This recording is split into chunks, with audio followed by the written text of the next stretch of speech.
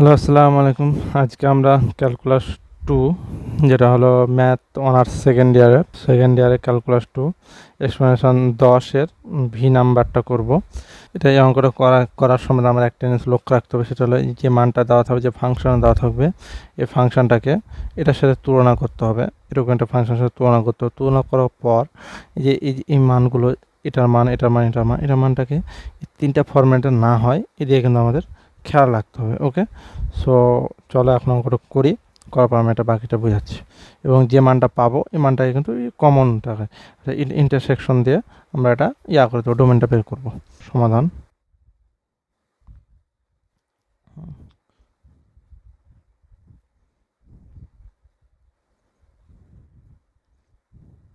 প্রদত্ত ফাংশন, অর্থাৎ যে ফাংশন দেওয়া আছে ফাংশনটাকে তুলবো।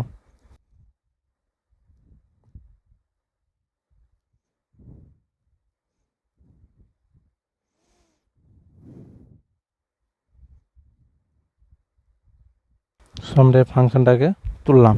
তোলার পর আমরা এখন এটা বলেছিলাম যেটা, যে তুলনা করব।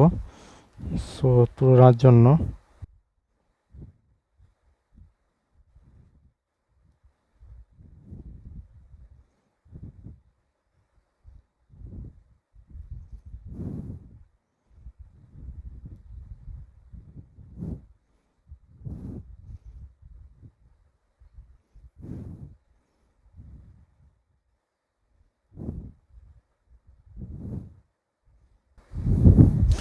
সো এই যেটা, এটার সাথে আমরা তুলনা করে পাই। তুলনা করে কোনটা পাচ্ছি? আমরা ওই ফাংশনের সাথে তুলনা করি।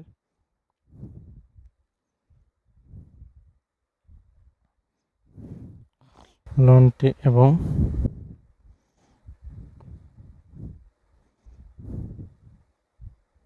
হ্যাঁ, সো আমরা তুলনা করে এই ফাংশনটার সাথে, এই যে আমরা এটা তুলনা করেছি, হ্যাঁ, তুলনা করে আমরা পেলাম এটা, এটা পেলাম। হ্যাঁ, এখন এগুলোকে আমরা আবার লিখবো।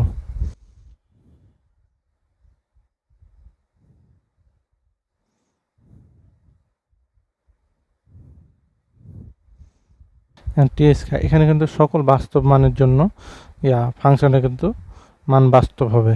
এক্ষেত্রে কিন্তু ওই তিনটা যে নিয়ম, মানে ওই যে তিনটার মধ্যে কিন্তু নাই। সো আমরা এখানে লিখলো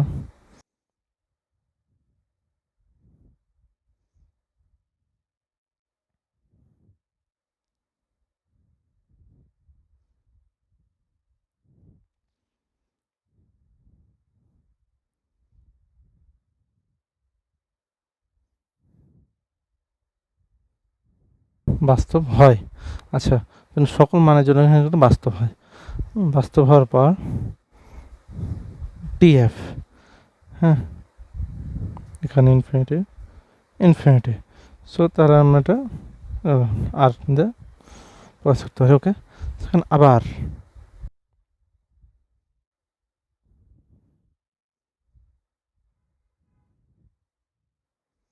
জিটি সমান এল এন টি।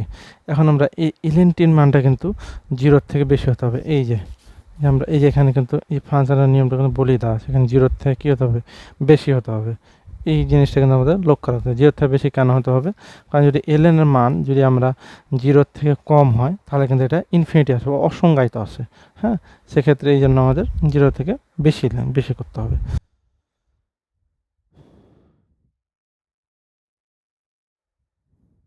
ওকে, সেখানে টি গেলে জিরো। অতএব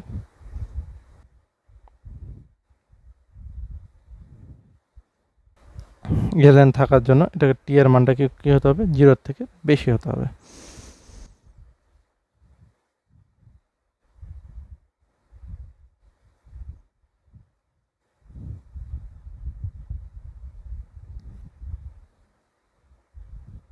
এখন ডোমেন, এখানে কিন্তু এই চিহ্নটা থাকার কারণে এখানে কিন্তু জিরো হচ্ছে। যদি এখানে এই যে নিচে একটা দাগ থাকতো, তাহলে এখানে কিন্তু থার্ড ব্র্যাকেট হতো। ওকে, এই চিহ্নটা থাকা মানে জিরো বাদে, জিরোর থেকে বড়গুলো। আচ্ছা,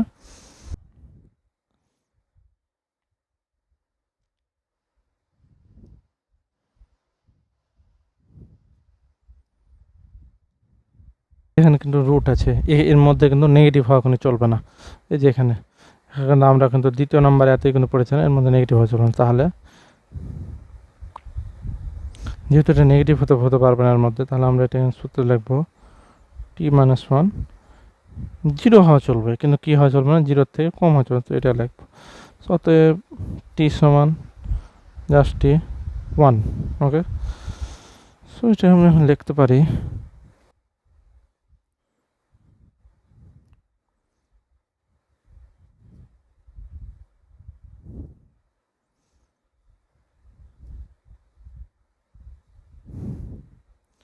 এতে ফাংশনটি বিদ্যমান। তাহলে আমরা এখানে সুন্দর করে লিখে দিতে পারি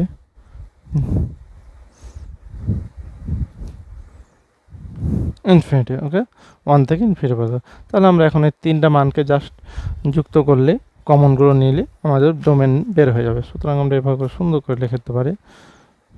সুতরাং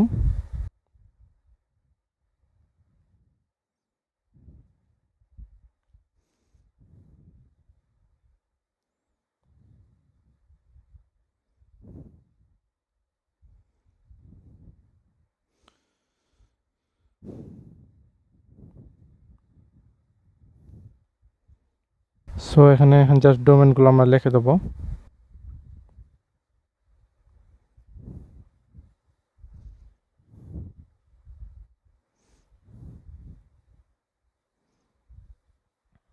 লেখার পর এই যে এখানে এই -1টা আছে কমন, -1 থেকে কি জিরোটা কি, -1টা জিরোর মধ্যেই আছে, সরি ফর দ্যাট, -ইনফিনিটিটা জিরোর থেকে ছোট, তো এখন আমরা জিরো নেব। জিরোর থেকে আরও একটা ছোট এখানে পাওয়া আছে কি 1কে, সো আমরা এখানে 1টাকে নিয়ে নেব বড়ো, সরি ফর দ্যাট, জিরোর থেকে আরেকটা বড়ো আছে 1, এখন 1টা নিয়ে নেব বড়ো। এটা এখানে কি আছে, প্লাস ইনফিনিটি, সো আমরা এখানে প্লাস ইনফিনিটি লিখব। এটা হলো উত্তর। অঙ্কটা অনেকটা ছোট, তারপর যদি তোমাদের কারো যদি এই অঙ্কের সমস্যা হয়ে থাকে তাহলে আমাকে কমেন্টে জানাও, আমি ওটার উত্তর দেওয়ার চেষ্টা করব। আর এই অঙ্কের মধ্যে যদি কোনো ভুল হয়ে থাকে সেটাও আমাকে জানাও, আমি এটা পরের ভিডিওটা সংশোধন করে দেওয়ার চেষ্টা করব। ধন্যবাদ।